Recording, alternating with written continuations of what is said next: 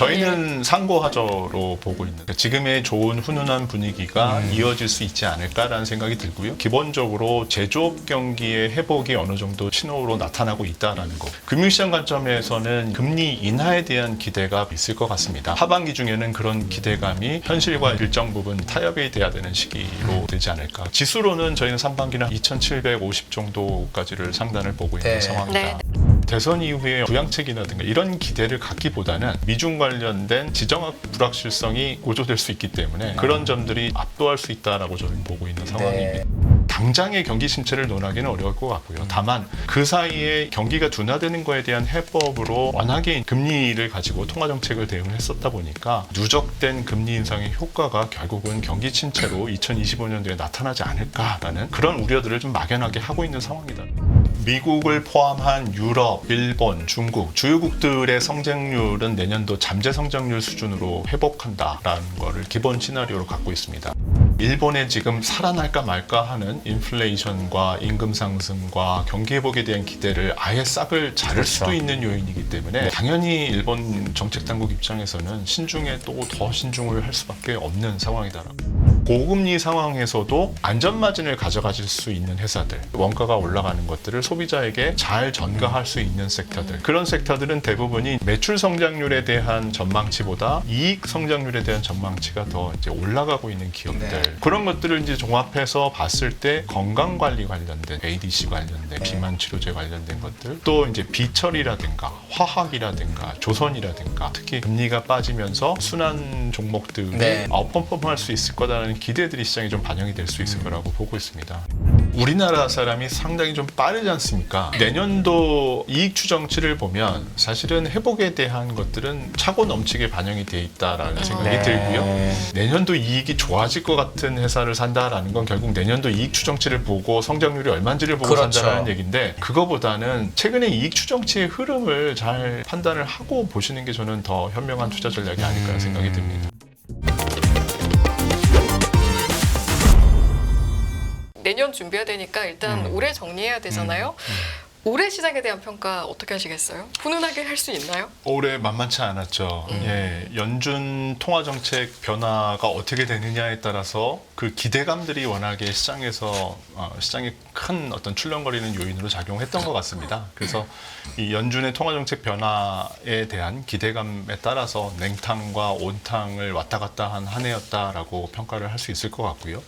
그 와중에 또 뭐 AI를 위시한 혁신과 테마에 대한 어떤 테마주에 대한 관심들이 굉장히 시장에 컸지 않았습니까? 그래서 AI 이외에도 뭐 로보틱스라든가 또 비만 치료제라든가 또 그 사이에 반도체 이 회복, 경기 회복에 대한 기대감들이 있다 보니까 여러 가지 그 혁신 테마주에 대한 순환 장세가 올 한 해의 큰 키워드였다라고 판단을 하고 있습니다. 그래서 냉온탕과 순환매라고 정리를 할 수 있을 것 같습니다. 보통 이렇게 냉온탕하고 순환매가 있으면 이제 사람들은 보통 이렇게 판단하는 경우가 많잖아요. 냉온탕과 순환매니까 이게 장이 앞으로 진짜 좋아질 거라는 걸로 보는 사람도 있고, 왜냐하면 순환매가 됐으니까 한 바퀴 더 돌았으니까. 맞습니다. 아니면 냉온탕 순환매, 특히나 요즘은 요 12월은 더더욱 이게 왔다 갔다 심하니까 장이 끝났다라고 생각하는 경우도 있는데, 경험을 비춰봤을 때 이런 장을 보통 겪으면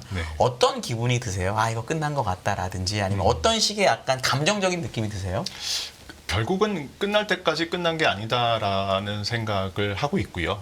기본적으로 올해 냉온탕을 만든 거는 앞서 말씀드린 대로 연준의 이 통화정책이 어떻게 바뀔지 모른다라는 기대감이 바뀌었다는 말씀을 드렸고, 그 기대감이 바뀐 뒷단에 보시면은 경기가 정말 이러다가 침체에 빠질지 아니면 여전히 소프트 랜딩으로 해서 골디락스로 이어질지, 이거에 대한 여러 가지 설왕설래가 많았지 않습니까?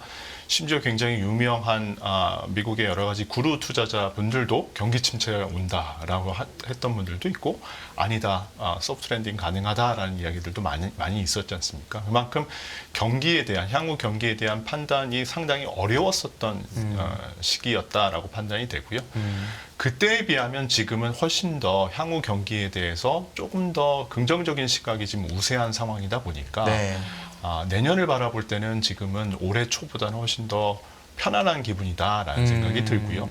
다만 여기서도 여전히 경기 침체에 대해서 이야기하시는 분들이나 하우스들을 보면 내년 하반기부터 그런 징조가 보여서 25년도에 경기 침체가 빠진다라는 겁니다. 네. 따라서 이 경기에 대한 지표들, 즉 경기 소비에 대한 이런 전반적인 어떤 성장률을 이끌 수 있는 데이터 이외에도 소위 이제 리딩 인디케이터가 될 수 있는 고용이라든가 네. 인플레라든가 또 소매 판매라든가 네. 이런 지표들을 계속해서 확인해 가는 과정은 여전히 필요할 것이다라고 생각이 듭니다. 알겠습니다. 뭐 조금 물론- 희망적이네요, 그래도. 예. 네.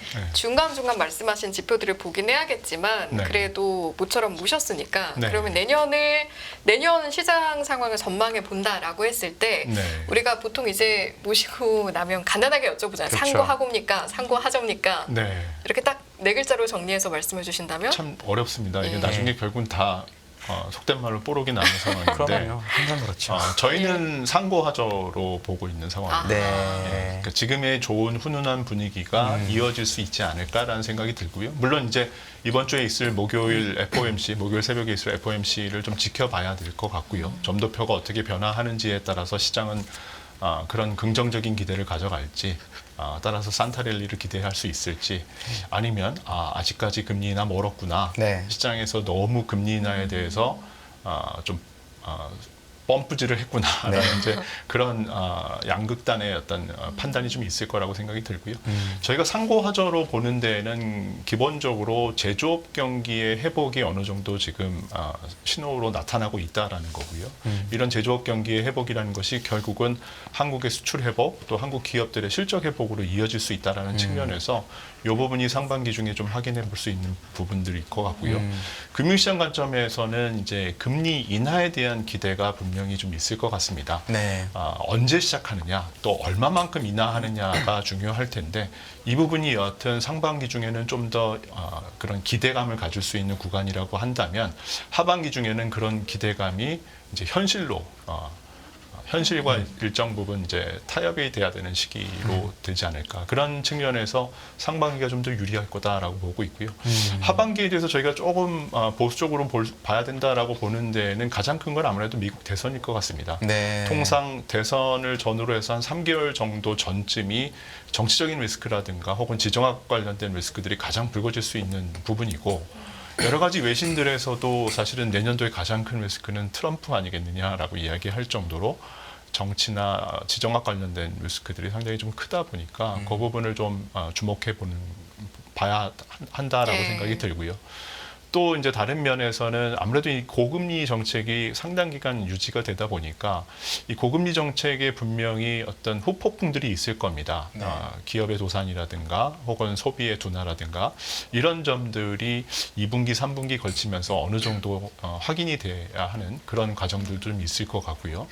앞서 말씀드린 대로 시장에서 지금 기대하고 있는 게 약 4.5회 정도의 금리 인하를 기대를 하고 있고, 네. 빠르면 3월, 저희는 7월부터 6월, 7월 정도서부터 인하한다라고 보고 있지만 분명히 과연 4.5회나 금리 인하를 할 수 있을까? 예. 만약에 생각보다 경기의 쿨다운이 그렇게 크지 않다면 사실은 4.5회 인하는 좀 과도하다라는 어떤 현실 인식이 있을 수도 있을 것 같습니다. 그런 점들이 사실은 하반기 장세에 대한 부담을 좀 주는 요인이다라고 보고 있습니다. 네. 그래서 지수로는 저희는 상반기는 한 2,750 정도까지를 상단을 보고 있는 네. 상황이다라고 네, 네. 보시면 될 것 같습니다. 그러니까 아까 그 금리 인하 얘기해 주셨는데 만약에 4번, 5번 이렇게 금리 인하를 하면 오히려 시장이 저는 더 놀래서 많이 빠질 것 같다는 걱정을 하는 분들도 많이 봤거든요. 그래서 맞습니다. 오히려 금리를 조금 내리고 네. 경기가 유지가 되는 90년대 중반과 같은 장이 오는 게 더 낫다라고 보는 분들도 있는데, 그래서 네. 오히려 이번 내일 모레 있을 FOMC에서 그냥 적당히 점도표를 유지해서 금리 인하 기대를 한번 낮춘 다음에 네. 그 주가가 한번 조정을 받고 네. 상반기부터 다시 랠리를 제대로 하는 게 낫다. 그러면은 금리를 4번, 5번 내리지 않아도 대선까지 계속 좋을 수 있다라는 의견도 있거든요. 왜냐면 미국 경기가 지금 너무 좋으니까. 네. 그거에 대해서는 혹시 그렇게 하면 이제 하반기도 좋은 거잖아요. 상고하고가 될 거니까. 네. 그거에 대해서는 혹시 어떻게 생각하세요? 통상 이제 금리 인하를 한다라는 거는 말씀하신 대로 경기가 안 좋아서 네. 경기가 안 좋아지는 둔화되는 시그널이 보이고 명확하게 고용도 인플레도 소매 판매도 다 둔화되는 게 보이면 금리 인하 들어간다라는 것이 아니라 네. 통상적으로는 이제 보험성 금리 인하, 그렇죠. 소위 인슈런스 컷이라는 걸 들어가고요. 과거 세 차례의 이 보험성 금리 인하의 사례들을 보면 기본이 세 차례입니다. 네, 세 번 다 세 차례씩 인하를 했습니다. 네. 따라서 세 차례 정도까지는 네. 당장 경기가 둔화된다라는 시그널이 없더라도 보험성으로 혹시 만에 하나 나중에 경기가 급냉을 하거나 실업률이 급등을 하거나 이런 사태를 대비해서 금리 인하에 들어갈 수 있다라는 것이기 때문에 세 번 인하한다고 해서 사실은 뭐 경기가 둔화되겠구나, 경기가 침체에 빠지겠구나, 그러니까 오히려 주식시장은 안 좋겠구나 이렇게 생각하지는 않을 가능성이 저는 네. 높다라고 생각이 네. 듭니다. 네. 그럼 하반기에 저로 좀 나쁘게 보시는 건 대선 외에는 특별히 왜냐하면 그 삼성에서는 7월부터 하신다고 했으니까 네. 그걸 아무리 많아도 세 번 넘기기 힘들 것 같거든요. 그러면 사실 하반기에 주식을 나쁘게 봐야 될 이유가 사실 없을 것 같은데 네. 그럼 대선 말고 혹시 다른 이유가 혹시 대선 리스크 있을까요? 이외에는 이제 가장 큰 거는 앞서 말씀드린 대로 이제 경기에 대한 분명히 판단이 좀 필요하다고 생각이 듭니다. 누적된 금리 인상의 효과가 통상적으로는 시차를 두고 나타나고 네. 그런 것들이 지금 당장의 소비 판매, 소매 판매나 소비의 둔화라는 거는 사실은 3분기가 워낙에 높았었으니까 이제 역기조 효과로 어쩔 수 인해서 없죠. 예. 어쩔 수 없이 둔화되는 거지 않습니까? 네. 근데 이제 실질적으로 이게 경기에 미치는 영향은 내년도 한 2분기 정도서부터는 경기에 누적된 금리 인상의 효과가 나타나지 않을까라고 저희는 보고 있고요. 네. 그런 점들을 판단했을 때 이제 하반기에 대한 시장의 좀 눈높이가 조절이 될 수 있다라고 보는 편입니다. 네.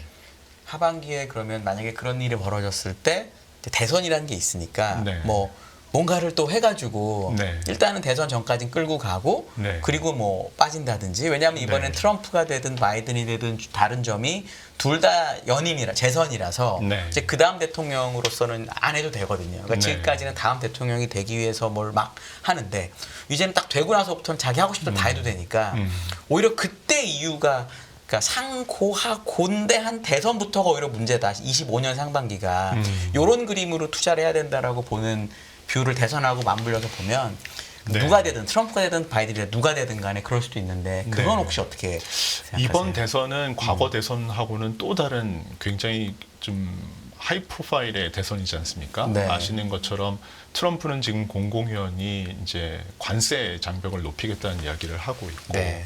또 전쟁과 또 미중 갈등과 관련돼서도 굉장히 텐션이 높아지고 있는 상황이다 보니까 네. 말씀하신 대로 대선 이후에 어느 정도의 이제 부양책이라든가 이런 기대를 갖기보다는 사실은 글로벌리 미중 관련된 이 지정학 불확실성이 워낙 고조될 수 있기 때문에 그런 점들이 좀 압도할 수 있다라고 저는 보고 있는 상황입니다. 네. 예. 네. 네. 저는 갑자기 궁금해지는 게 사실은 겪어봤잖아요. 트럼프 정부 당시에 네. 얼마나 전격적으로 여러 가지 것들이 이루어졌는지를. 맞습니다. 그 당시에 이제 뭔가 말폭탄을 트럼프가 던졌을 때 네. 그 증권사에서는 그때그때마다 어떻게 대응하셨는지 어떻게 전략을 짜서 대응하셨는지가 저는 개인적으로 좀 궁금하네요. 그 트럼프 기간에 사실 주가가 좋았거든요. 그래서 네. 오히려 주식하는 사람들은 네. 편했다라고 하는 사람도 있고 그런 것도 있는데 주변에서 벌써부터 트럼프가 되면 어떻게 대응해야지 라는 개인 투자자들이 제 주변에 많거든요. 네. 저희는 이제 저를 포함해서 저희 리서치 센터는 네. 트럼프가 퇴임하고 나서 트위터를 다 지웠습니다. 네, 이제 그만큼 트럼프 기간 때 항상 이 트위터를 봐야 했고 사실은 정책의 모든 내용들이 트위터를 통해서 발표가 됐다 보니까 맞아요. 네, 그리고 그것들이 뭐 이 예정된 어떤 스케줄로 정책이 나오거나 어떤 데이터에 기반해서 나오는 게 아니라 굉장히 즉흥적으로 나왔었지 않습니까? 그러니까 시장이 아무리 좋았다 하더라도 그런 즉흥성, 그다음에 예측 불가능성 이런 것들이 사실은 시장 측면에서는 굉장히 좀 힘들었던 네. 것 같고 지금 생각해 보면 그때 잠을 별로 편하게 못 잤던 것 같아요. 네. 언제 뭐가 나올지 네, 몰라서. 네, 트위터부터 먼저 보고. 네. 네. 네. 이게 좀 우스갯소리긴 한데 저도 이제 뉴스도 하잖아요. 저희 앵커들도 그 어느 때보다 속보가 많았던 때가 사실은 트럼프 코로나도 있었고 대통령 시절에? 미중 관세도 네. 갑자기 올리고 막 그랬었죠. 네, 워낙 뭐 외교적인 만남을 비롯해서 네. 여러 가지 것들이 갑작스럽게 나왔으니까요. 어쨌든 뭐 내년 시장 변수를 사실 여쭤볼까 했는데 대선만한 리스크라고 네. 해야 할지 변수라고 해야 될지 네. 없는 것 같고. 그럼 대선을 앞에 두고 11월 첫째 주 목요일인가 미국 대선이 항상 있으니까 네. 그 전에 민주당에서 뭔가 그 경제가 나빠서 미국 대통령이 연임한 적이 정말 한 번도 없더라고요. 맞습니다. 그러면 뭔가를 해야 되고 트럼프도 어차피 내가 되고 나면 어떤 식으로 경제를 좋게 만들겠다고 얘기를 해야 되는데 네.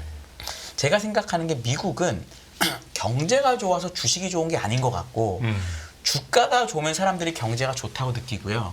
주가가 나쁘면 경제가 나쁘다고 느끼는 것 같아요. 예를 들어서 11월, 12월에 제가 오늘 뭘 보다 하냐면 미국의 어닝 리비전을 이익 수정 비율을 보다 하니까 9월, 10월 주가 빠질 때 수정 비율이 빠지다가 다시 주가 올라오니까 다시 올라와요. 맞습니다. 보면서 야 이건 애널리스트들도 정말 주가에 엄청난 영향을 받는구나. 그다음에 뭐 소비자 신뢰 지수든 ISM 제조업 모든 이런 서베이 지표가 주가에 엄청나게 연동을 많이 하더라고요. 네. 그럼 바이든 입장에서는 이 주식을 떨어뜨리는 거에 대한 엄청난 부담이 있을 거고 트럼프도 주식을 떨어뜨리는 뭐랄까 정책을 못 얘기할 텐데 그런 식으로 약간 11월까지 부양이 되는 것에 대한 가능성은 낮게 보시나요? 혹시? 11월 이후는 그렇다 치더라도 대선 끝나고 그렇다 치더라도 네, 대선 전에는 사실은 네. 주가를 누가 올리느냐의 이슈보다는 네. 당선에 대한 이슈가 훨씬 크지 않습니까? 네, 네. 무슨 일을 하더라도 그럼요. 이기겠다라는 그런 그럼요. 그게 강하니까 네. 그걸 어떤 이 안전판으로 해서 어느 정도 증시의 안전판이 되겠다 이렇게 기대하는 거는 좀 위험한 전략이 아닐까라는 생각이 듭니다. 그럼 대선을 이기기 위해서 네. 경제가 너무 중요한데 그럼에도 불구하고 네. 이거보다는 네. 그냥 대선 자체 플러스가 더 중요하다 이렇게 보시는 거죠? 사실은 대선만의 이슈라기보다는 내년도 이제 말씀하셨으니까 내년도 시장의 변수로 저희가 보고 있는 게 이제 세 가지인데 여전히 경기 침체에 대한 이슈는 있을 겁니다. 앞서 말씀드린 대로 시장의 베어 캠프들은 2025년에 대한 경기 침체 가능성을 여전히 이야기하고 있는 상황이고 네. 매번 지표들이 안 좋게 나올 때마다 이거 봐라 이제 둔화된다 이제 침체로 들어간다 우리 시나리오대로 간다라는 게 이제 그럴 경우 연준이 내놓을 수 있는 카드는 결국은 보험성 금리 인하가 되겠죠. 두 번째가 더 무서운데 인플레이션이 다시 반등할 수 있는 리스크도 분명히 있습니다. 네. 경기가 어느 정도 소프트 랜딩을 하다가 고용도 충분히 완전 고용에 가깝고 또 소득도 계속해서 증가하는 상황이 된다라고 한다면 이 인플레이션이 재차 반등할 수 있는 리스크가 있을 테고요. 그럴 때는 정말로 내놓을 수 있는 카드라는 게 굉장히 제한적일 수밖에 없는 상황입니다. 네. 따라서 이 냉온탕, 어떻게 보면 경기 침체와 또 인플레이션의 재반등이라는 이 냉온탕의 주제가 여전히 지속되는 상황에서 대선까지 이제 여기에 가세가 되는 이슈이다 보니까 함수가 상당히 복잡해지는 거죠. 이것이 네. 과연 증시에 미치는 결과가 어떻게 되겠느냐라고 네. 본다면 상당히 판단하기가 좀 어렵다라는 측면에서 이제 하반기는 일단 좀 상반기를 지내놓고 좀 판단하는 게 더 맞지 않을까라고 생각이 듭니다. 경기 침체를 얘기하셨으니까 변수 중에 하나로. 근데 네. 사실 2022년 상반기가 미국 GDP 성장률이 마이너스였거든요. 네. 2022년 1분기가 마이너스 1.6이었고 네. 2분기가 마이너스 0.6이어서 네. 5월 정도부터 그 당시에 수많은 경제학자들이 이건 가짜 침체고 2022년 하반기에 엄청난 침체가 올 거기 때문에 주가가 박살나요. 그래서 사실은 5월까지 주가가 빠졌다가 금리나 기대로 올랐다가 잭슨홀부터 다시 이랬었잖아요. 근데 맞습니다. 지금 그때부터 보면은 경기 침체 온다고 한 지가 지금 2년, 내년 5월이 2년인데 맞습니다. 안 왔고 네. 2023년 지금 GDP는 엄청나게 상향됐고요. 맞습니다. 내년 것도 지금 7월부터 상향 다시 되기 시작하더라고요. 네. 그러면 만약에 25년에 온다는 경기 침체를 뭘로 믿을 거냐. 지금 1년, 2년 계속 딜레이 됐는데 맞습니다. 이런 거에 대해서는 혹시 그러면 어떻게 보세요? 아주 중요하신 질문을 하셨고요. 저희가 사실은 저희 센터 차원에서 굉장히 많이 고민을 했었습니다. 네. 경기 침체, 과거 이제 팬데믹 초기에 경기 침체가 온다라는 거에 대해서 실제로 올해 5월 달에 이제 연준 과거 버냉키, 벤 버냉키가 논문을 썼습니다. 그 논문의 내용이 이제 과연 왜 이렇게 똑똑한 경제학자들이 경기에 대한 예측이 이렇게 번번이 틀렸을까? 지난 4, 5년 동안 그거에 대한 이제 반성에서 시작을 하는 거고요. 그러면 왜 경기 침체 왜 틀렸고 또 왜 그럼 앞으로는 어떻게 해야 되느냐 이제 이거에 대한 해답인데 실질적으로 과거와 최근의 이 경기에 대한 판단이 상당히 다를 수밖에 없던 것 같습니다. 무슨 말씀이냐면 이 팬데믹 기간에 어떤 팬데믹으로 인한 특수성, 즉 공급 측의 제약이 상당히 컸다라는 거죠. 네. 팬데믹에다가 또 러우 전쟁이 겹쳤지 않습니까? 네, 그런 상황에서 노동력도 공급이 안 됐고 또 제조업의 근본이 될 수 있는 여러 가지 이 서플라이 체인에서의 네. 버틀렉이 생기면서 제조업 경기는 침체에 빠졌던 그러니까 제조업 경기는 제대로 가동이 될 수 없는 상황이었고요. 근데 이제 그런 상황에서 대부분은 이제 침체에 빠질 거라고 생각을 했는데 네. 실제로 이제 팬데믹 기간에 보니까 이 서비스업 경기로 인해서 네. 사실은 침체에 빠졌던 겁니다. 네. 지금은 이제 제조업 경기가 재차 가동을 하고 있는 상황이다 보니까 이런 상황에서 과연 침체가 오겠느냐라는 네. 이제 의문이 생기는 거죠. 그래서 저희가 봤을 때는 당장의 경기 침체를 논하기는 어려울 것 같고요. 다만 그 사이에 이 경기가 둔화되는 거에 대한 해법으로 워낙에 이제 이 금리를 가지고 통화 정책을 대응을 했었다 보니까 이런 부분들이 누적된 금리 인상의 효과가 결국은 경기 침체로 2025년도에 나타나지 않을까라는 그런 우려들을 좀 막연하게 하고 있는 상황이다라고 판단하고 있습니다. 그 막연하다는 표현이 저도 되게 와닿는데 왜냐하면 그 수많은 경제학자들이 올해 연초에 봤던 올해 GDP 성장률이 얼마냐면 0.3이었습니다. 맞습니다. 근데 지금 2.4거든요. 그러니까 네. 그런 걸 틀릴 정도로 그 사람들이 바보는 아닐 건데 되게 뭐가 달랐잖아요. 네. 그 아까 그 금리 인상 효과도 제가 데이터를 보다 보니까 미국이 순금융자산이 엄청나게 크더라고요. 그러니까 부채가 많긴 한데 금융자산이 더 많아가지고 오히려 금리가 오르는 효과 때문에 그 사람들이 돈을 많이 벌었다. 그래서 미국 기업들도 뭐 중소형 기업들이 예를 들어 바이오 기업들이 망할 줄 알았는데 왜 안 망하나 보니까 이 사람들이 순현금이 워낙 많아가지고 맞습니다. 오히려 금리 벌어서 돈을 많이 땡겨서 문제가 없더라. 이런 얘기도 있거든요. 그러면 사실 금리 인상의 부담이 당장 기업들이나 가게에 올 거냐. 물론 뭐 부동산 이런 거 이제 이따 여쭤볼 얘기긴 하지만 그런 측면에서만 놓고 보면은 금리 인상 효과가 계속 온다 하다 지금 안 오고 있는데 그럼 내년 하반기나 내후년에 와야 될 이유는 또 뭐냐라고 물어보면은 이건 혹시 어떻게 그게 이제 최근에 외신들에서 많이 보도하고 있는 내용들이죠. 말씀하신 네. 대로 순자산을 갖고 있는 기업들의 네. 경우에는 당장의 금리 인상이 그건 없이 오히려 이자 이익이 많이 들어오는 네. 상황이고 하지만 이제 채권을 여튼 발행해 놓은 기업들 입장에서는 지금이야 당장 이제 과거의 저금리로 락인이 돼 있는 상황이지만 이것들이 만기가 도래되면서 계속해서 고금리로 갈아 끼워지니까 네. 아까 말씀드린 대로 누적된 금리 인상의 효과라는 것이 시차를 두고 이제 레깅에서 반영이 된다는 것이죠. 네. 예, 그래서 그런 측면에서 통상적으로 금리 인상이 마친 후에 최소 6개월에서 한 18개월 정도 이후서부터 이런 효과들이 나타난다라는 겁니다.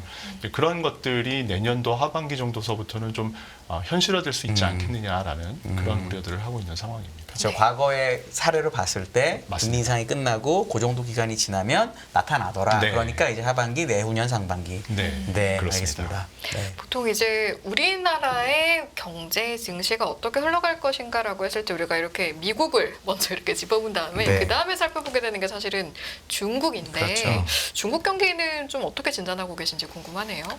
중국의 경우에는 저희가 이제 미국을 포함한 유럽, 일본, 중국 주요국들의 성장률은 내년도 잠재 성장률 수준으로 회복한다라는 거를 기본 시나리오로 갖고 있습니다. 네. 따라서 미국의 경우도 저희는 내년도 성장률 1.9% 정도로 보고 있고요. 시장 컨센서스가 현재 한 1.1, 1.2 정도 됩니다. 네. 그러니까 저희는 좀 긍정적인 시나리오를 갖고 있고요. 중국의 경우도 저희는 내년도 성장률을 한 4.7% 정도 잠재 성장률 수준으로 보고 있는 상황입니다. 즉 3% 밑으로 과연 곤두박질을 치느냐 혹은 무리하게 부양책을 써서 5% 이상의 어떤 성장률을 만들어내느냐 네. 그 어느 쪽도 선택하지 않을 거다라는 생각이 들고요. 기본적으로 이제 부동산 관련된 부채 조정이라든가 이런 것들은 분명히 좀 시간이 걸릴 것이고 그거를 서서히 연착륙시키는 데 중국 정부가 좀 주력하지 않을까라고 보고 있고 지금까지의 정책 기조 또한 그렇게 세지도 않고 네. 시장 기대 대비 또 그렇게 약하지도 않는 정도의 페이스로 좀 나오고 있는 상황이어서 내년도 경제 성장률은 그 정도 4.7%의 잠재 성장률을 보고 있는 상황입니다. 중국이 지난달 수출이 드디어 플러스로 전환을 맞습니다. 되게 오랜만에 플러스 전환을 했던데 보통 그리고 과거 데이터를 보니까 한번 중국 수출이 플러스가 되면은 뭐 길면 뭐 한 60개월도 되고 짧은 뭐 10몇 개월은 플러스가 되긴 하더라고요. 이러면은 우리나라 경제에 그래도 좀 긍정적으로 먼저 얘기하고 싶어서 조금 도움이 그래도 되지 않을까. 우리나라도 이제 수출 전환을 했고 플러스로. 그건 어떻게 보세요? 앞서 말씀드린 대로 이제 내년 시장의 상반기에 좋은 캐틀리스트가 그 부분입니다. 제조업 PMI라든가 제조업 네. 경기 관련된 지표들이 최근 돌아서고 있고 네. 우리나라도 수출이 플러스로 전환이 됐고 이 페이스대로라면 저희는 한 내년도 12% 정도의 수출 성장률을 보일 수 있다고 네. 판단을 하고 있습니다. 그래서 그런 점들이 사실은 우리나라의 경기 성장도 이끌 수 있다라고 판단하고 있습니다. 네. 말씀하십시오. 말씀하십시오. 네. 뭐 중요한 건 아닙니다. 아닙니다. 먼저 말씀하시죠. 그러면 이제 그건 좋은 건 좋은 건데 우리나라 이제 그럼 우리나라 경기랑 연결시켜 보면은 저희 내년에 이제 4월에 총선도 있긴 하지만 네. 그래서 지금 모든 사람들이 우리나라의 문제로 보고 있는 게 이제 PF 부동산 이거잖아요. 네. 그럼 수출이나 제조업 경기는 좋아지는 건 알겠는데 네. 이거를 끌어내리는 이 내수와 가계 쪽의 문제도 있잖아요. 맞습니다. 이게 혹시 상반기에 먼저 터져가지고 상고 하저의 뷰가 틀려지고 왜냐하면 그 이유 때문에 상저하고를 보는 하우스도 꽤 있거든요. 네. 그거에 대해서는 좀 반박을 해주신다면 어떻게 보시겠습니까? 사실은 그건 뭐 일어날지 안 일어날지는 모르는 모르죠. 일입니다. 분명히. 네, 네. 예, 그리고 금융시장의 어떤 변동성이라는 거는 말씀하신 대로 굉장히 커질 수 있는 거고요. 다만 이제 앞서 말씀드린 대로 주요국의 경기가 잠재 성장률 수준을 기록을 하면서 또 특별히 상반기 중에 어떤 이 금리 인상에 따른 효과들이 급속도로 나타나거나 뭐 실업률이 갑자기 급등을 하거나 이 주요국들의 경기들이 갑자기 쿨다운 된다든가 이런 시그널들이 나타나지 않는 상황에서 국내의 한두 가지 어떤 뭐 디폴트라든가 그런 이벤트로 시장의 색깔이 완전히 바뀔 가능성은 저는 제한적이다라고 보고 있습니다. 네. 그러면은 이 우리가 좀 언론에서 특히나 많이 얘기하는 PF와 관련된 이 이슈들은 그냥 뭐 문제가 되긴 하겠으나 뭐 구조적으로 뭔가 경제의 방향을 바꾸거나 이러진 않을 거라고 보신다는 그렇게 거죠. 보고 있습니다. 네. 특별히 어떤 이유에서 왜냐하면 나쁘게 보는 사람들이 이게 너무 규모가 크고 그리고 너무 비싸게 땅을 샀기 때문에 이거를 해결할 방법이 없고 네. 그래서 이걸 언젠가는 금융기관들이 손실을 떨어야 되고 그 과정에서 유동성이 당연히 줄 수밖에 없고요. 네. 그러면서 한 번은 이게 경기를 세게 망가뜨릴 거다라고 보는 시선도 있거든요. 이게 이제 시스템 리스크로, 그러니까 금융 시스템 전체로 이제 시스템 리스크로 전형이 될 수 있냐, 비화가 네. 될 수 있느냐라고 본다면 네. 일단은 규제 당국 측면에서는 작년에 레고랜드 사태 이후로 이런 시장의 어떤 유동성 위기가 이게 발생할 수 있는 그런 것들에 대해서는 상당히 많은 카드들을 갖고 있다라는 저는 느낌을 좀 받았고요. 네. 그런 측면에서 첫 번째로 이제 규제 당국의 대응 자체가 과거보다는 훨씬 더 좀 민첩하게 보이고 있고 네.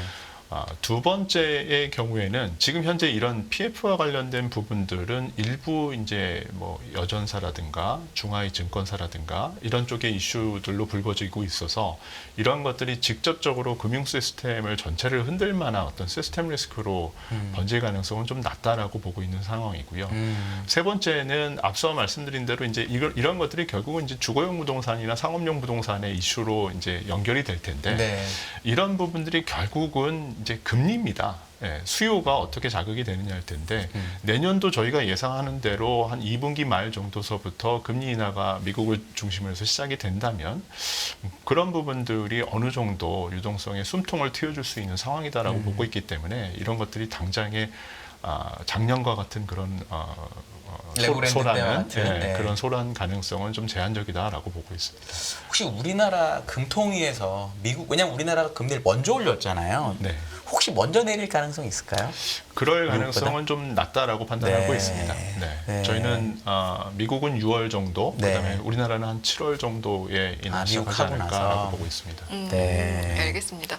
저희가 이제 중간중간 미국의 금리 인하 이야기를 자꾸만 하게 되는데 사실 이제 요즘에 나오는 이야기를 보면 이 연준의 금리 인하 결정만큼 내년에 글로벌 금융시장에 좀 영향을 줄 만한 게 일본에서 금리 금리 인상을 결정했을 때 그리고 이거는 내년 봄쯤에 될 것이다 이런 전망들 나오고 있거든요. 네. 센터의 뷰는 어떤지 궁금합니다. 네. 삼성증권 리서치 센터 저희도 뷰요. 기본적으로는 4월 전후해서 마이너스 금리를 포기한다든가 혹은 장기금리 일드 커브에 대한 컨트롤을 좀 변화를 준다든가 이럴 가능성 분명히 있고요. 최근에 이런 총재의 발언들을 보면 그런 것들의 변화 가능성은 시사를 하고 있고요. 하지만 과연 이게 큰 변수가 되겠느냐라고 본다면 첫 번째는 시장에 어느 정도 좀 반영이 됐다라고 보고 있는 것이 최근에 일본의 국채금리 움직임도 그렇고요. 네. 금리가 올라가면서 엔화가 또 강세를 보이고 있지 네. 않습니까? 이런 부분들이 어느 정도는 시장에 좀 반영이 되고 있고요. 그런 부분들을 감안한다면은 이게 뭐 내년도에 큰 변수가 되지는 않을 거다라고 판단이 되는 상황이고 더 중요한 것은 이게 그러면은 사실은 일본이 그동안에 전 세계 주요국과 다르게 초완화 정책을 유지해 왔었던 거고 그걸로 인해서 금융시장의 왜곡이 상당히 컸었지 않습니까? 그래서 일본 이른 총재의 발언 또한 그러한 금융시장의 이런 왜곡된 현상들을 좀 바로 잡아가겠다라는 정도의 수준이기 때문에 급격한 어떤 통화정책의 선회를 의미하는 것은 아니다라고 네. 보고 있고요.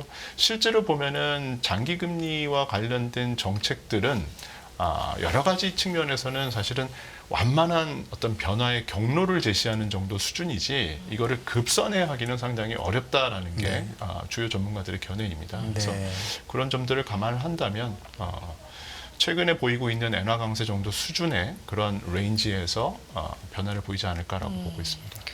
혹시 일본 그래도 금리 올리고 나면 혹시 뭐 엔캐리 트레이드가 뭐 좀 줄어가지고 다른 지역 금융시장 영향을 준다 이렇게 걱정하는 분도 있는데 그거에 대해서는 걱정 안 하시나요? 실제로 이제 뭐 가장 많이 캐리 트레이드 하고 있는 게 결국은 미국 국채입니다. 네. 그래서 이제 미국 국채가 어떻게 움직일 거냐에 대한 여러 가지 얘기들도 나오고 있는데 실제로 미국 국채는 워낙에 이 소위 말하는 유동성의 뎁스도 굉장히 크고 워낙에 큰 세계 최고의 자산 어떤 사이즈를 보이고 있는 시장이다 보니까 그런 부분들이 시장의 어떤 급격한 어떤 충격으로 영향을 미칠 거다라고 보고 있지는 않고요. 그런 의미에서 사실은 이제 결국은 와타나베 부인들이 만약에 미국 국채를 팔기 시작하면 금리가 더 올라가서 상당 부분 높은 금리가 고금리가 상당 기간 더 유지될 거다라는 이야기들도 있지 않습니까? 따라서 금리가 어느 정도 과거 팬데믹 이전 수준의 저금리로 회귀하는 것을 기대하기는 어렵고요. 여러 가지 수급 요건이나 상황들을 감안한다면 다만 그것이 금융시장의 충격으로까지는 아니다라고 저희는 보고 있는 상황입니다. 그러니까 니케이에서도 어떻게 분석을 했나 봤더니 일본에서는 사전 예고를 하고 100% 시장을 이해시킨 후에 금리 인상에 나설 것 같다 이렇게 분석을 했더라고요. 100% 시장을 이해할 정도면 뭔가 급변하는 뭔가 상황이 전격적으로 뭔가 획획 바뀌진 않겠다. 말씀하신 것처럼 선반영을 충분히 한 상태에서 이루어지겠다라는 생각은 듭니다. 맞습니다. 워낙에 오랜 기간 동안에 유지했었던 정책이기 때문에 또 이것이 자칫 잘못하면 이 일본에 지금 살아날까 말까 하는 인플레이션과 임금 상승과 경기 회복에 대한 기대를 아예 싹을 자를 수도 있는 요인이기 때문에 당연히 일본 정책 당국 입장에서는 신중에 또 더 신중을 할 수밖에 없는 상황이다라고 보입니다. 혹시 이거는 또 너무 정치적인 거라 그냥 뭐 대답이 안 되시면 할 수도 없는데 기시다 뭐 불신임함 올라가고 막 이러잖아요. 맞습니다. 근데 어쨌든 이 총리하고 뭐 총재하고 어쨌든 이 새로 된 이 우대 총재가 기시다 때 된 거로 저는 알고 있으니까 혹시 총리가 바뀌거나 뭐 이렇게 되면서 갑자기 뭐 불안정성을 야기하고 이러지는 일본은 그런 적 없었던 것 같긴 한데 그러진 않겠죠. 아닐 거라고 보고 있습니다. 알겠습니다. 되게 덤덤하고 단호하게 그러니까. 선을 그어주셨습니다. 알겠습니다. 이렇게 저희가 우리나라 그리고 미국, 중국, 일본 정도 짚어봤는데 사실은 결국에는 다들 기다리시는 시간이 어떤 산업군이 내년에 유망할까요? 라던가 그럼 내년에 어떻게 투자를 할까요? 어떻게 자산 배분을 할까요? 이거거든요. 또 이제 순차적으로 하나씩 여쭤보려고 하는데 일단 주목하시는 산업군 어디를 좀 눈여겨보고 계세요? 저희는 이제 유망 산업군을 이제 스크리닝하는 그런 어떤 잣대라고 할까요? 그런 것들을 몇 개를 좀 생각을 해봤습니다. 네. 첫 번째는 이 거시환경을 무시할 수 없지 않습니까? 네. 이제 금리 인하가 시작될 거다라는 기대가 있다 보니까 네. 단기 금리는 이를 반영해서 이제 빠질 수가 있는 상황이고요. 경기는 반면에 생각보다 좋네, 소프트 랜딩 할 수 있겠네라고 하다 보니까 장기 금리는 높게 유지되는. 그래서 소위 말하는 이 일드 커브 자체가 이렇게 스티프닝 되는, 즉 가팔라지는 구간이고, 실질적으로 경기가 좋아진다라는 기대들, 그다음에 이제 금리 인하에 대한 기대를 반영하다 보니까 이런 걸 이제 소위 불 스티프닝이라고 합니다. 그래서 이 불 스티프닝 구간에서 과거 아웃퍼폼했었던, 지수 대비해서 성과가 좋았었던 섹터들을 좀 스크리닝을 해봤고요. 근데 과연 뭐 이게 확실한 것도 아니지 않습니까? 네. 금리 인하가 확실한 것도 그렇죠. 아니고 얼마를 할지도 모르는 거고 뭐 그런 상황이다 보니까 결국은 이렇게 고금리 상황에서도 안전마진을 가져가실 수 있는 회사들, 네. 즉 가격 코스트가 올라가는 거를, 원가가 올라가는 것들을 소비자에게 잘 전가할 수 있는 섹터들, 가격 전가력이 좋은 섹터들이겠죠. 네. 이제 그런 섹터들은 대부분이 이제 매출 성장률에 대한 전망치보다 이익 성장률에 대한 전망치가 더 이제 올라가고 있는 기업들, 네, 그렇겠네요. 그런 기업들을 좀 스크리닝을 해봤고요. 그런 것들을 이제 종합해서 봤을 때 저희가 보면은 이제 건강 관리 관련된 종목들, 네. 예, 최근에도 많이들 이야기 나오고 있는 뭐 ADC 관련된 것들, 네. 비만 치료제 관련된 것들, 여러 가지 이 건강 관리 관련된 종목들이 좀 각광을 받을 수 있다고 생각이 네. 들고요. 또 이제 비철이라든가 화학이라든가 조선이라든가 상대적으로 굉장히 좀 비철 같은 경우는 사실은 이제 밸류에이션이나 이런 것들이 많이 중국 수요에 대한 둔화 우려로 많이 빠져 있었습니다만 어느 정도 이제 회복에 대한 신호, 특히 금리가 빠지면서 이런 순환 종목들이 네. 어느 정도 좀 아웃퍼폼할 수 있을 거다라는 기대들이 시장에 좀 반영이 될 수 있을 거라고 보고 있습니다. 그리고 조선이라든가 그다음에 IT 반도체 최근에 이제 회복 시그널을 보이고 있는 이런 종목들, 이런 업종에 대해서는 내년도 관심을 좀 가질 필요가 있다라고 생각을 하고 있습니다. 네.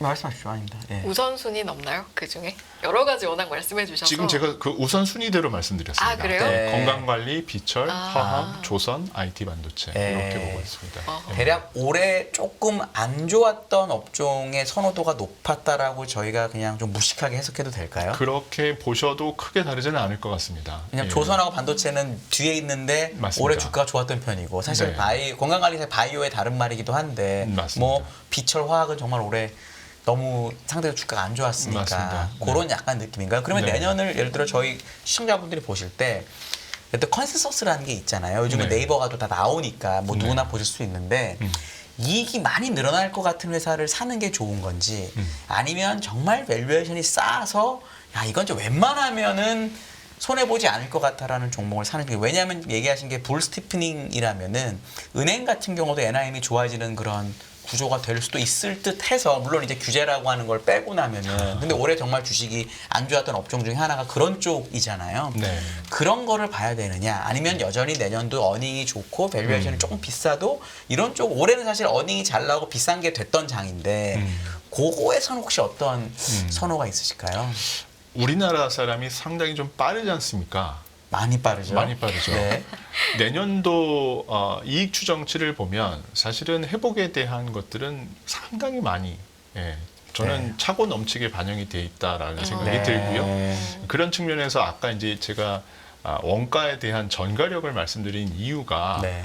이미 기대는 한껏 반영돼 있는데 내년도 1분기 가보니까 뭐 당장 이제 4분기 실적 나오면 내년도 가이던스들이 나오겠죠. 그렇죠. 그러면 시장의 눈높이 대비 너무 보수적으로 가이던스를 내놓네. 네. 그럼 또 가이던스가 내년 추정치가 컨센서스가 하향되게 되겠죠. 하향되겠죠. 네. 또 1분기 했는데 또 풀리어 가이던스 대비해서 1분기가 또 좀 별로네. 네. 또 금리 인하 생각보다 또 뭐 더 딜레이 될 수 있겠네. 네. 그러면 주가는 또 빠질 테고요. 네. 이런 것들이 좀 그런 절차들이 대부분 반복이 되는 구조이다 보니까 네.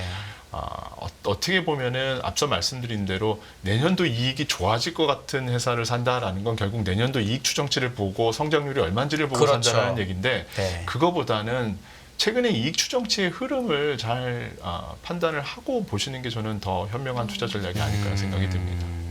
이익 성장률 자체보다는 어떻게 추정치가 바뀌고 있는지가 더 중요하다라는 거죠. 맞습니다. 올해 안 된 업종 중에 대표적인 게 인터넷 소프트웨어도 사실 있거든요. 네. 이것도 참 역사적 밸류에이션으로만 보면은 정말 엄청나게 싸 보이는데 물론 이게 디레이팅일 수 있으니까 함부로 싼지는 얘기할 수는 없지만 그런 쪽에 대해서는 혹시 삼성증권 뷰는 지금 어떤가요? 인터넷 플랫폼 업체들의 기본적인 수익 모델이라는 건 이제 광고일 텐데요.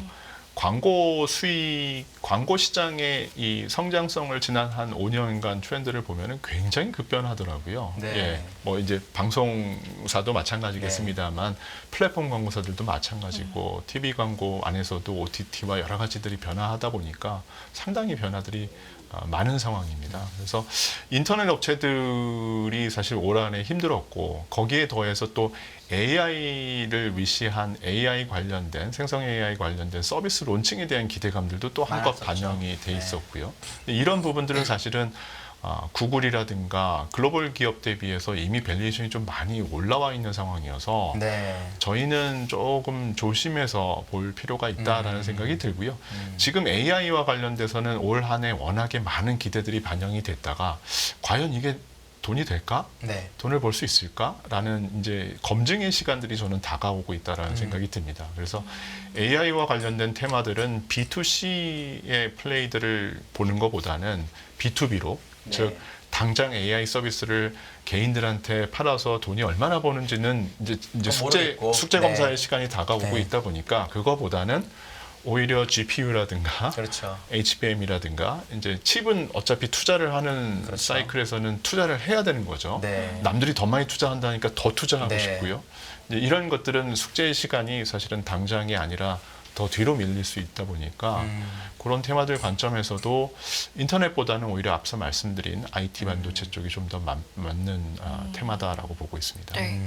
AI는 어떻게 보면 검증의 시간이다, 뭐 숙제를 받아야 할 시간이다라고 말씀해 주셨는데 유망 산업이 있다면 이건 좀 경계하고 조심해야겠는데라는 산업군도 좋은 동일하게 질문이네요. 보고 네. 계실 것 같아요. 네. 어떤 산업들이 있을까요? 좀 조심해서 봐야 된다는 생각. 유의해야 할. 유의해야 할. 이렇게 맘 상대적으로 놓고, 이렇게 조금 네. 있어요. 상대적으로 덜 매력적으로 보이는 산업. 이게 네. 좀 더 마음 편하실 것 같아요. 예. 너무 제가 직접적으로 여쭤봤죠? 네. 죄송합니다. 사실은 뭐 정답은 아무래도 이제 대선 관련된 리스크가 있고 네. 지금 공화당 주자들이 대부분 이 친환경 기술과 관련된 생산세액 공제에 대한 이야기들을 다 꺼내놓고 있지 않습니까? 뭐 그런 상황에서 가장 좀 직격탄을 맞을 수 있는 것이 뭐 아시는 것처럼 2차 전지를 네. 포함한 이런 업종들이다 보니까 네네네. 최근에 이제 금리가 빠지면서 다시 그동안에 좀 많이 언더퍼폼했었던 2차 전지 관련된 밸류체인 종목들이 다시 반등을 하는데 네. 그런 것들은 좀 유의해서 봐야 되지 않을까. 여기서 추격 매수를 하기는 좀 네. 여러 가지 정책인 네. 리스크가 있다라고 판단하고 있습니다. 그러면 일반 자동차 기업은 어떨까요? 왜냐하면 토요타나 이런 게 주식 엄청 좋은데 우리 현대차나 기아는 안타깝게도 뭐 주가가 나쁜 건 아닌데 올해 장에 비해서는 좀 언더퍼폼을 많이 했거든요. 근데 PER은 막 지금 4배 막 이렇게 가고 맞습니다. 매 분기 역사적 신영업이익을 내는데도 주식이 안 되잖아요. 네. 물론 내년 경기 둔화된다는 것때 그런 건 알겠는데 혹시 센터에서는 자동차 업종도 이게 큰 업종 중에 하나니까 맞습니다. 혹시 어떻게 보시는지 궁금합니다. 굉장히 뭐 복잡한 함수인 것 같습니다. 네. 그러니까 고금리로 인해서 소비가 둔화되면 가장 먼저 줄일 것은 이제 큰 금액의 네. 소비겠죠. 네. 그러니까 이제 자동차 소비에 대한 분명히 좀 컨선이 있는 상황이고요. 뭐 그런 상황에서 테슬라를 위시로 해서 가격 인하가 계속 들어가다 보니까 네. 야 수요가 이만큼 안 좋구나. 테슬라도 마진이 저렇게 쪼그라들고 있는데 뭐 그런 심리들이 반영이 된 것이 지금의 PER 4배, 5배라고 네. 생각이 듭니다. 이런 상황에서 그러면 내년도가 어떻겠느냐라고 본다면 결국은 경쟁력이지 않을까 싶습니다. 네. 그러니까 저가 전기차가 나와서 얼마나 많은 시장을 페네트레이트를 하느냐, 침투를 하느냐가 중요할 것 같고요.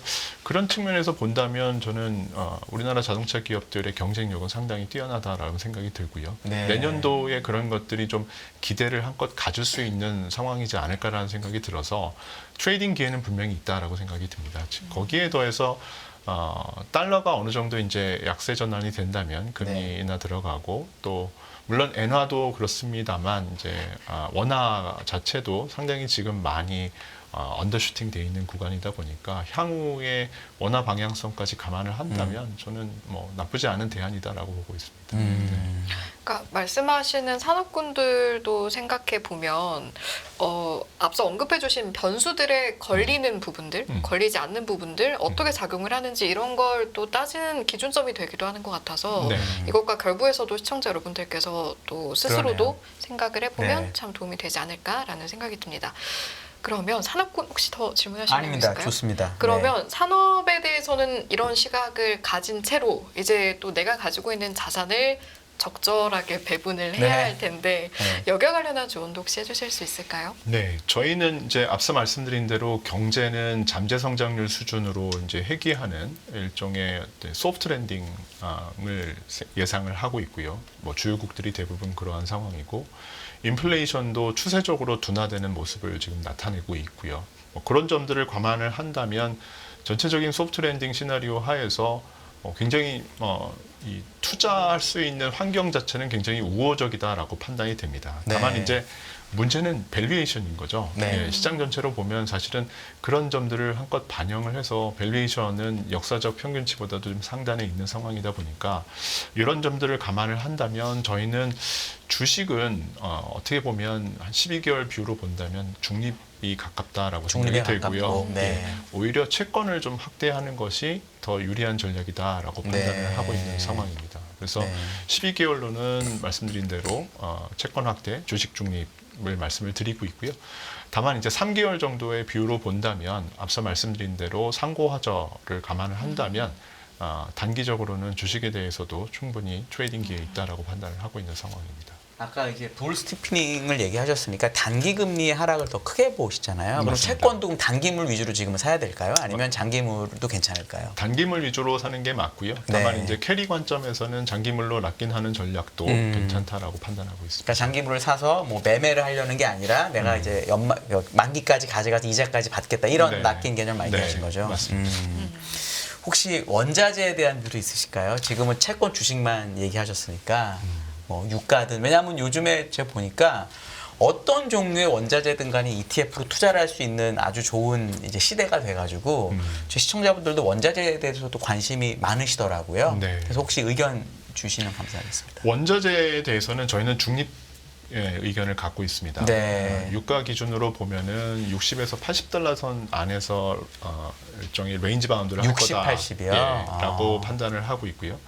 그렇게 보는 데에는 물론 이제 감산에 대한 기대로 감산이 연장이 된다라는 거는 주요 산유국들의 감산이 연장이 된다라는 거는 유가를 올릴 수 있는 요인이지 않습니까? 근데 반대로 더 이거를 이제 압도하는 요인은 글로벌리 중국을 포함한 수요 둔화에 대한 우려가 분명히 있는 것도 사실이지 않습니까? 그런 측면에서 본다면은 여기서 중국을 포함한 주요 이 수출 국가들의 경기가 굉장히 많이 회복되지 않는 상황에서는 수요 둔화 우려가 계속해서 유가를 내리누르는 요인이다라고 판단을 하고 있어서 당분간은 일정 밴드 안에서 움직일 거다라고 판단을 하고 있습니다. 그럼 지금 70달러 정도 되니까 네. 위아래로 그냥 비슷비슷하니까 중립이 맞습니다. 맞겠군요. 맞습니다. 혹시 요즘에 이제 전략 비추규를 원래 작년 10월에 백악관에서 67달러에서 72달러 사이에서 사기로 해서 네. 지난 3주 동안 조금씩 사고 있더라고요. 맞습니다. 이게 혹시 유가를 조금 지지하는 요인은 안 될까요? 그동안에 이제 인플레이션 이슈 때문에 사실은 전략 비추기를 많이 이제 풀었지 않습니까? 네. 그래서 거의 역사적 저점까지 떨어졌었던 상황이고 매집을 한다라는 건데 그게 이제 글로벌 요인으로 작용하기보다는 저는 미국 내의 요인이다라고 판단을 하고 있고요. 예. 여전히 이제 중국의 수요 둔화가 사실은 가장 큰 이슈가 되지 않을까라는 생각이 들고요.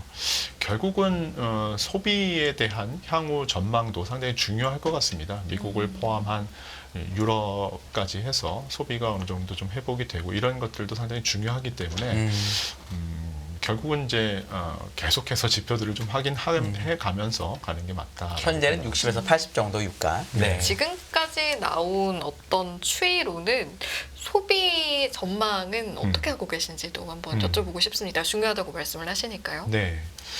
앞서 말씀드린 대로 이제 미국의 경우에는 3분기가 워낙에 뭐 일회성 요인들이 굉장히 많았었습니다. 이제 그런 부분들이 4분기에 어느 정도 이제 정상화되는 국면인 것 같고요. 다만 3분기가 그렇게 높았던 거를 감안한다면 4분기가 급냉하지는 않고 있다라는 거고요.